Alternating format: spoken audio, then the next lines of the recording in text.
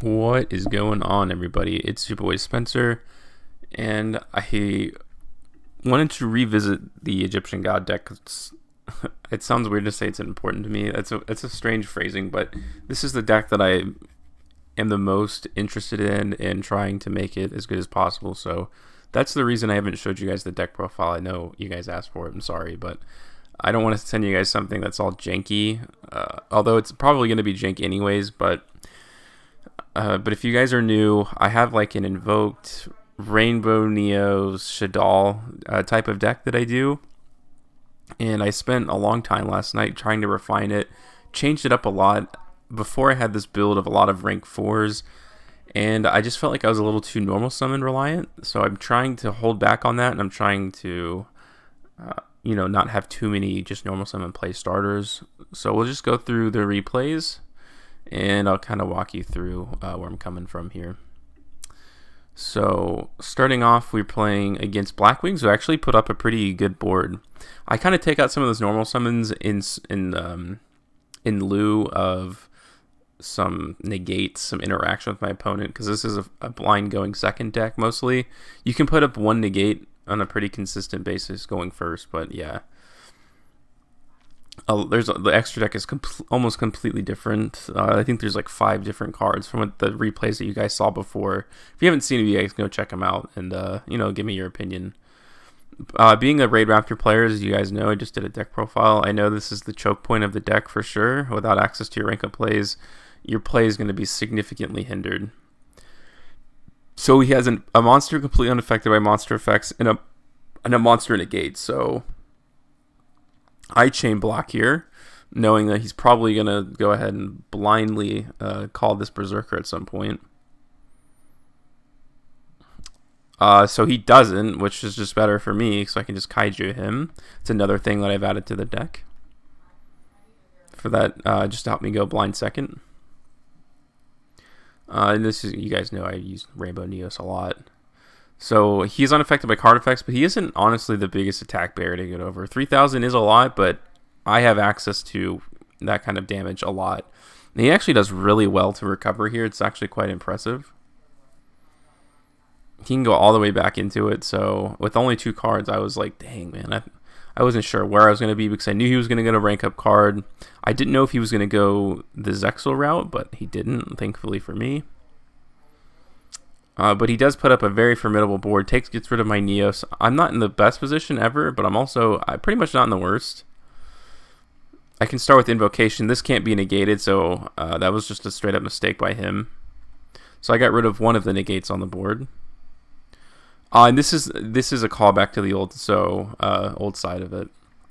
That would give me access to double or nothing, and that would have been game. If he would have tried to negate it, I got him back. Actually, I wouldn't have, but still, even one negate isn't enough for basically him. He wouldn't have any plays after that.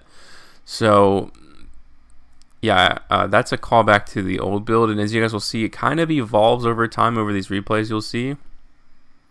In that case, having all of those resources right were really good, but if you open them in your opening hand, it's like it spells doom kind of, because you have to at least guess that your opponent has one form of interaction.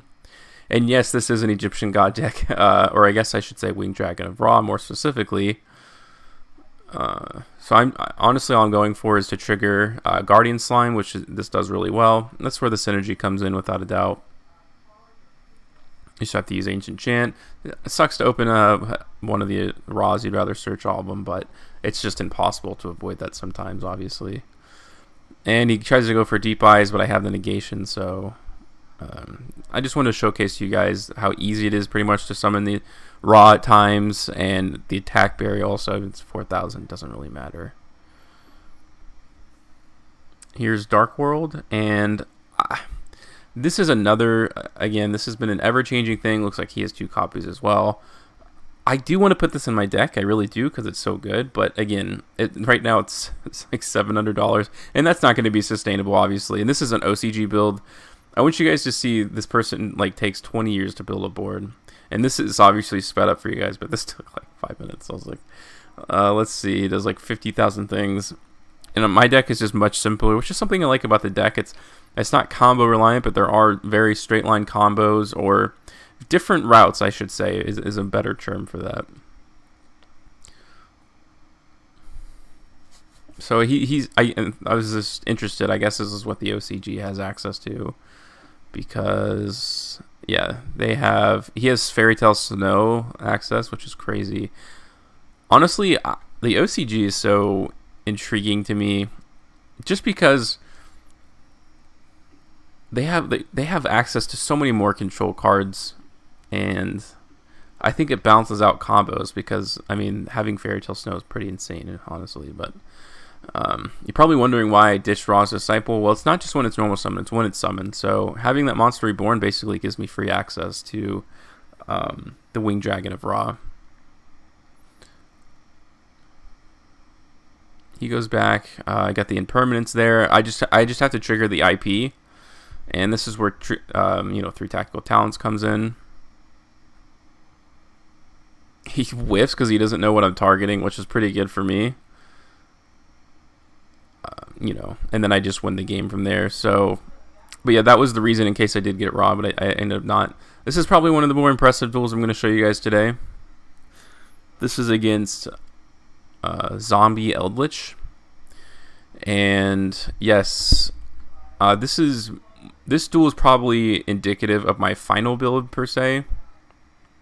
I've been watching too much South Park saying per se. I don't know how I feel about Zombie Eldritch. Honestly, I feel like when I lose, it's because of the Eldritch part and not the zombie part, but I do understand. I mean, Golden Boy is obviously a zombie, and a lot of these, and your Elixir of White Destiny obviously summons from the deck, so it feels like it should be better than it is. Maybe people haven't built the right decks, but I don't know. So he goes and does this, so I'm like, okay, I need to avoid this negate. I don't mind setting up in the second. In main phase 2, I should say. And here is another piece of tech that I've added. It helps me get my Shaddolls on the board if I need to, or Rainbow Neos. In this case, I'm trying to get rid of the spells and traps. But that Sangan adds a Guardian Slime to your hand. And yes, it's not online the turn it gets there, but having it in your hand, having it searched out, that's the free +1 for like no reason at all. I think that's pretty good. Sangan also searches out Shaddoll monsters if you need to. But the point of this is it's a little bit of defense, right? And it's obviously a good card for getting your Ra's in. It just helps you consistently do that more. I'm a little more worried about his spells and traps, so I start out by seeing what he's got back there, trying to build some negates. Yeah, so the Golden Land obviously goes off. I go ahead and do this, shuffle all his monsters, because without access to Eldritch, a lot of his spells and traps are offline. And unfortunately, I had both of my Winged Dragon of Ra's, so I was going to trigger that, get this, and then do it, and then I realized, so a little bit of a mistake, but honestly not really, having 2 monsters on the field. This is like almost a 3000 attack monster in defense mode. Not the best, but it does obviously trigger your Guardian Slime, as you guys know. And I know obviously he's going to try to get his zombie back on the field. I go ahead and shotgun that because Macabre is a lot more important.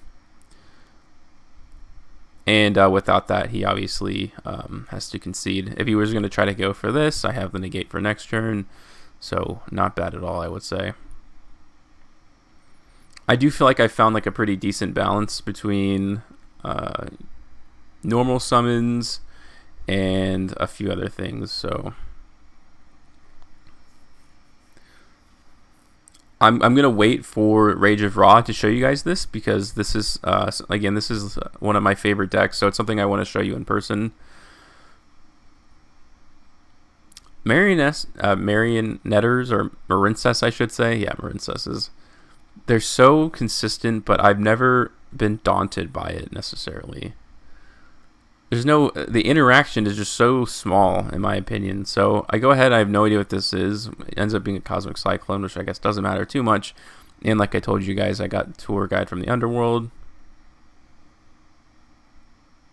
I go ahead and get Rainbow Neos. I wish I had a spell and trap in my hand. That's pretty unfortunate I don't, but at least I'm able to get rid of it, because I'm pretty sure it can't be targeted or destroyed. So, and I have at least 1 layer of protection, And even if he gets past me, I still have my Guardian Slime, so it's a really pinpoint landing's an interesting piece of tech, but It just feels too slow, and that's insane to say.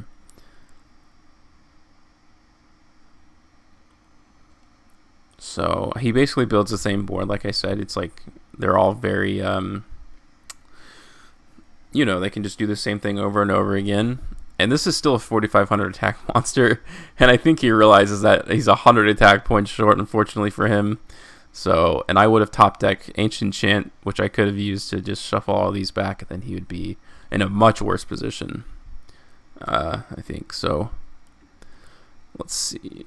Here's Megaliths, and I hate Megaliths, so let's see if I doubt he's playing Black Dragon and all that kind of stuff.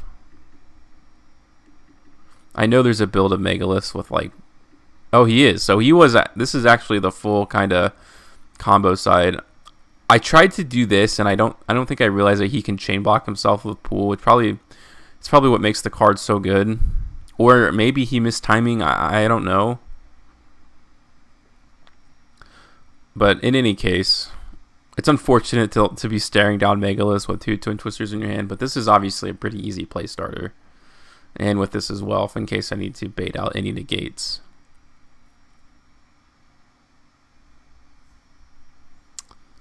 So he goes here. I just go ahead and he pops these cards, but it's fine. I do still have the Monster Reborn, not a huge deal.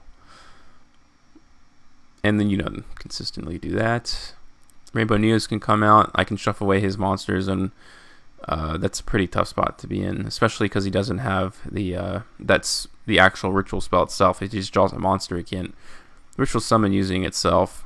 Just 2 more duels for you guys.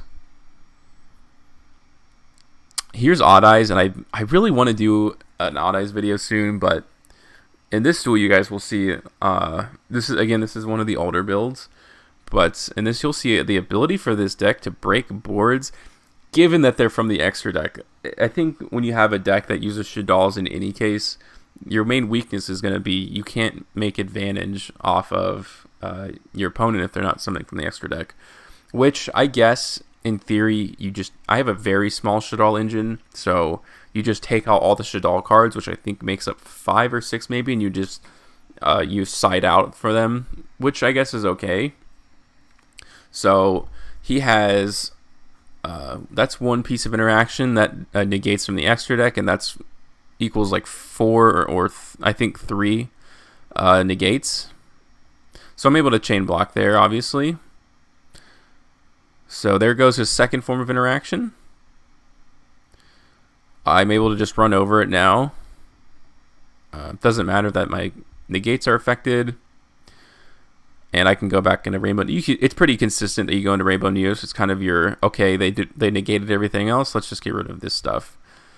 And without this, it's going to be hard for him to kind of get going. And Revolution Dragon's great for sure.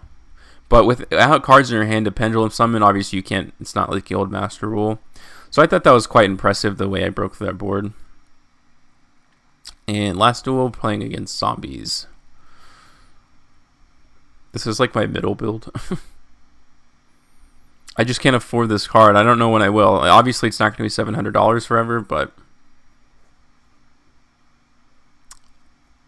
so I destroy this, and even though Baylor Drop comes back, it really doesn't matter, like, at all. And this is just the tried and true formula.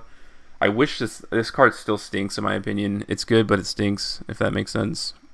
Why can't it, if you control a monster, special summon, and then special summon the 2 from the deck? That way this card wouldn't be so necessary, but it is. But yeah, that's always a threat that your opponent will have to play, so I think it makes them think a little bit more than they should. But that's going to do it for today. Again, you guys know I love this deck, so let me know of the 3 builds, because you guys kind of saw the iteration, which one you think is the best, and which one you're most interested in seeing. Other than that, guys, that's going to do it for today, and I hope you have an absolutely wonderful day.